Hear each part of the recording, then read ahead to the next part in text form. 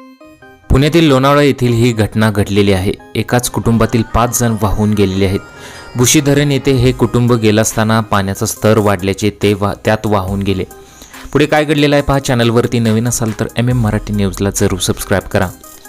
नेमकं काय झालं होतं पहा। लोणावळ्यात वर्षा विहिरीसाठी गेलेल्या एकाच कुटुंबातील 5 जण वाहून गेले आहेत। भुशी धरणाच्या पाठीमागे असलेल्या डोंगरातील धबधब्यात अन्सारी कुटुंब वाहून गेलं आहे।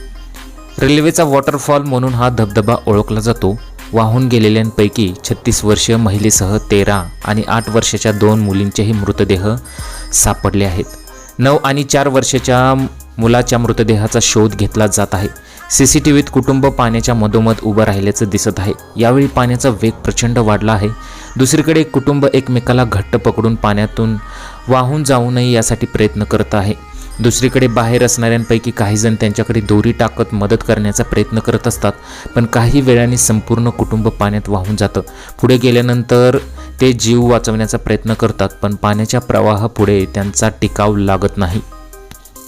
2 दिवसांपासून सुरू असलेल्या मुसळधार पावसामुळे भुशी धरण भरलं आहे। पावसाळ्यात प्रसिद्ध पर्यटन ठिकाण असल्याने भुशी धरणावर लोक गर्दी करत असतात, पण अशा वेळी नसतं धाडस करण्याचा प्रयत्न अनेकांकडून केला जातो।